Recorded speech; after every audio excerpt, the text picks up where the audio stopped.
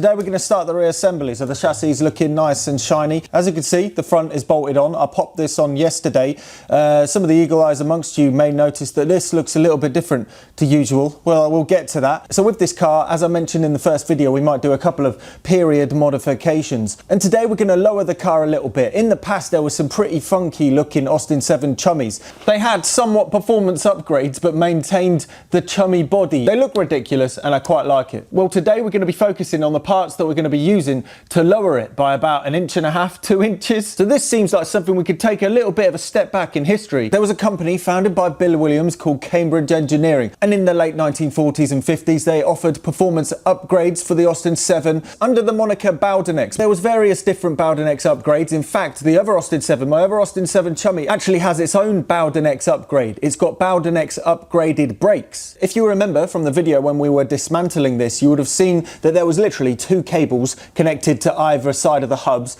connected to the handbrake right here. And if you think about it, because they're just bare cables, if you're steering like this left and right, well, you are changing the relationship and the geometry of the cable connecting to the brakes. For instance, if you're turning hard like this cable will be a lot more taut. And there might be instances where you're actually braking when you're trying to turn. The Bowdenex brake upgrades does away with this by using sleeved cables and then a fixed mounting point on the back of the drum, so no matter where it is or where it's turning, there is always the same geometry on the brakes. The name Bowdenex is likely from the use of the Bowden cable, which is a sleeved type of cable used in bike brakes and aeroplanes of the time and such, and named after Frank Bowden, who may or may not have invented it, who ran the Rally Bicycle Company way back in the day. So it's likely this was the first product that was made for the Austin 7 and then carried the moniker Bowdenex on and on, even beyond the use of the Bowden cable. The more you know, hey? This wasn't the only brake upgrade Bowdenex offered. They also offered a modified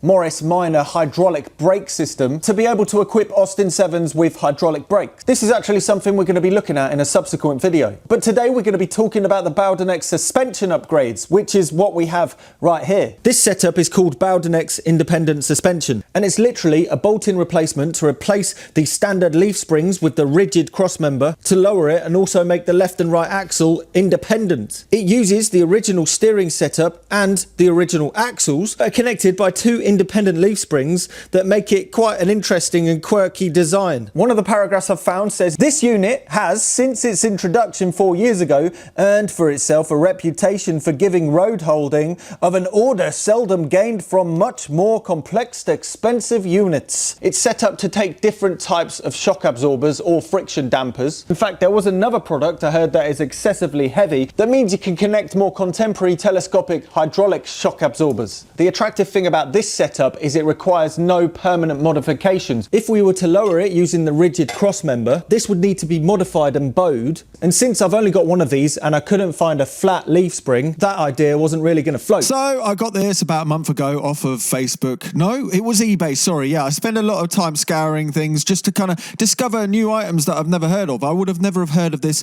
until I saw the listing and I thought, oh, you know what, it's worth a punt. Let's give it a go. So this is how it turned up. So I dismantled it, gave it a bit of treatment with the rust and stuff and gave it a nice old painting. I ended up painting the leaf springs in a different, more flexible paint to the rest of it, and then we plonked it back together, looking all nice and shiny and fresh and ready to be put onto the vehicle. The great thing about this listing is it also came with its own track rod, its own hubs, its own brake drums and everything that we could be able to bolt it on and off if it wasn't quite right. So it's worth a go. I'm actually 100% sure how best to do this. Line the thing up. Hey, nice shiny new U-clamps to be able to hold it on. You can probably see from looking at the setup, there are actually quite a few trade-offs with this kind of configuration. But before we talk about those trade-offs, let's bolt the radius arms in. The radius arms stop the suspension going left and right and backwards and forwards. And they're bolted from the bottom of it all the way over here to this central part of the chassis. That's another thing worth mentioning. If you go for the modified bowed crossbeam for this, you also have to build a drop bracket to get the radius arms low enough to clear all of the bits and bobs around here. The Bowdenex design already takes that into account, and the mounting hole for the radius arms are already about 1.5 inches lower. But before we put the radius arms on, I do plan on improving the brakes on this car. And on an Austin 7, if you improve the brakes too much, you can actually risk bending and damaging the chassis because it's not really made for good brakes. The radius arm comes from here and connects over to the chassis over here. If the brake is really good, it's going to put a lot of pressure on this radius arm right here. So before we put the radius arm on, we need to strengthen it. A common thing to do with these radius arms is box it in, i.e. putting another bit of metal on this side from here all the way down just a little bit before the end. In essence, turning it into a bit of box section. Without this extra bit of metal on this side, it will be quite easy to buckle it under excessive load. So we're going to clean up the edges.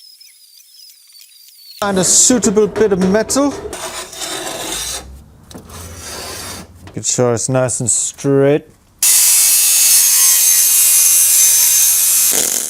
Whilst, yes, this may seem like adding pointless weight, it's only 120 grams either side. If you're that bothered, just cut down on the sausage sandwiches. And then after giving it a bit of a clean up, it looks lovely. It looks like some sort of thing you could clobber somebody over the head with. I'm joking. Anyway, we're going to give it a bit of a paint with the anti-rust stuff and then cover it with some of the hammered paint and boom. Now the radius arms are drying, let's talk about another problem. And this is a problem that is specifically with this suspension set. And that is the fact that it came with this track rod. It is a standard Austin 7 track rod. It was connected around the back looking all snazzy. And what this does is meaning when the steering wheel is controlling this, it's also pushing this wheel so they're both going left and right. Because the front cross member of the Austin 7 is fixed, it also means that the track rod is fixed. It's only hinged this way. But there is no movement this way, which kind of defeats the object of the independent suspension because this basically connects this directly to this. Meaning that if you hit a bump on this wheel, this is going to lift up and probably cause stress on this lever over here because there's no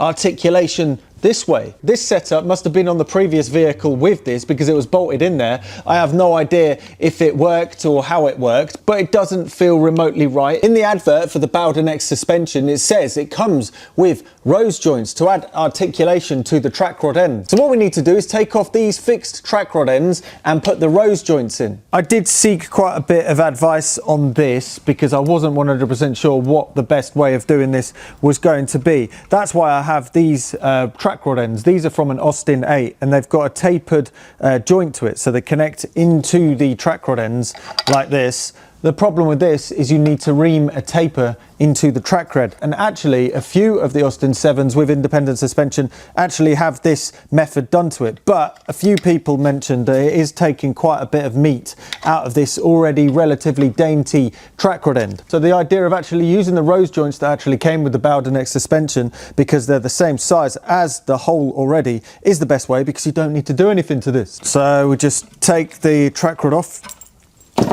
and we need to machine this down to be able to fit inside there and then weld it in.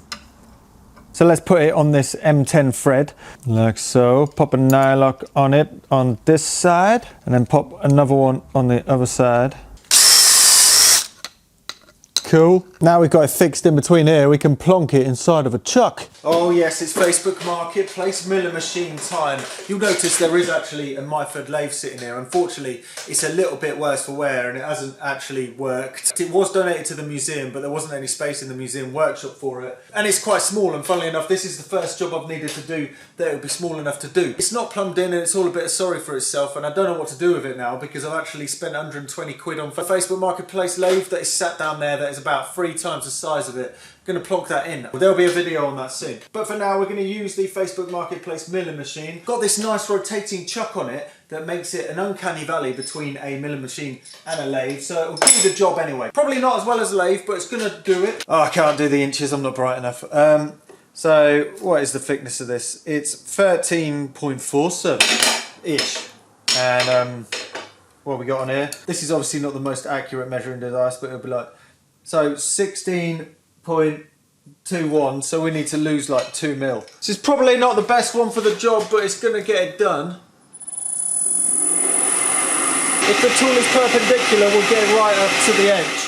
So this is not specifically what this is used for, but we can spin it around and do a couple of passes on it to take that extra bit of metal off. But I went, wait a second, what if we just use the drill on it and basically turn it into a lathe? And then after 3 passes, we were able to get enough metal off that it was able to just slide into the top. Cool. And then every 120 degrees, I put a hole into the actual track rod so we could put a plug weld in to be able to get more metal and conformity into the back. So this is putting the plug welds on on the back, and then we're going to put a seam weld around the whole outside. It was a little bit messy because I knew that I was going to be doing this afterwards, which is basically machining the weld into a nice shape to make it all look proper. So we first start taking the tops off the plug weld and then move over to the flange on the outside and kind of take it off the back and sort of conform that weld into the original kind of sleeve that was sticking out the front. So it looks like it was meant to be there, if you know what I mean.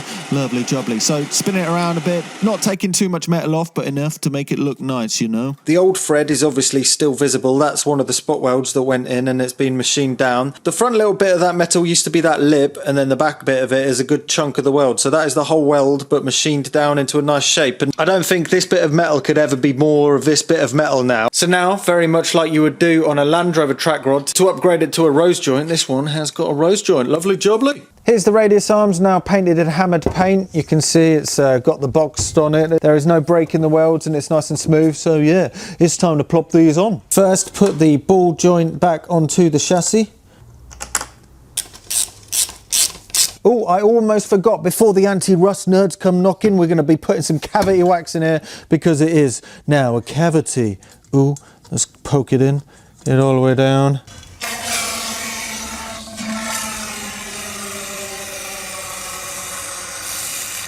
Lovely. Because the mounting plate for the axle and hub is on the outside of the springs, it's actually wider, so the radius arms don't actually fit anymore. It came with these bolts that I didn't know what they were for, but they're actually inset. It kind of insets into the plate to be able to bolt the radius arm on. Tiny bit of jiggery pokey to get it all to kind of work together. Got to get the bronze ball joint thingamajiggies on it as well. That in. Got a bit of grease as well. Yeah.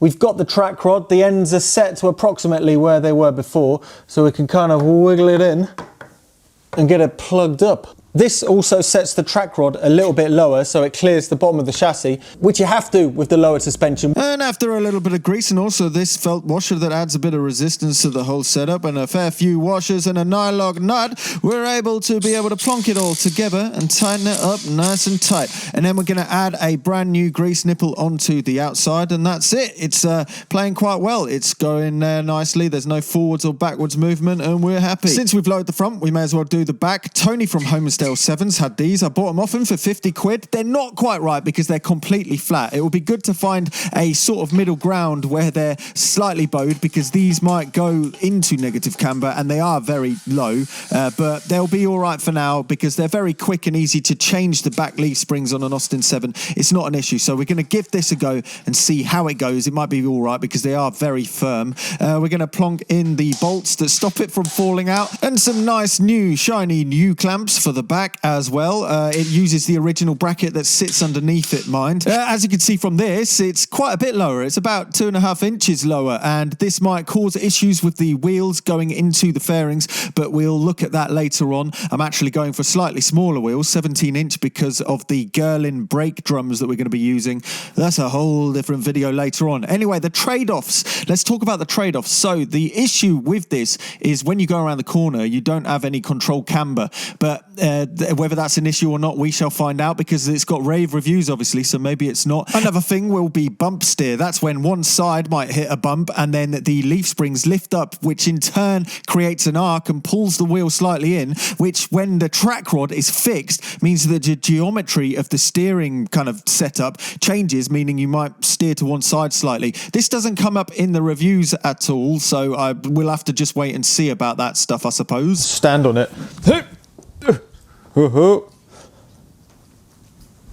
Yeah, it's doing something.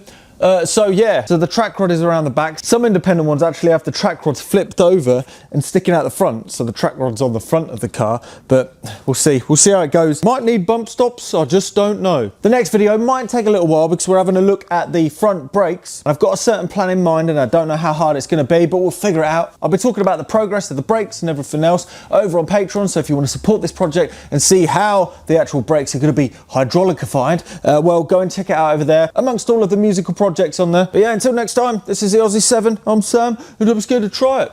Maybe don't try this. Toodaloo.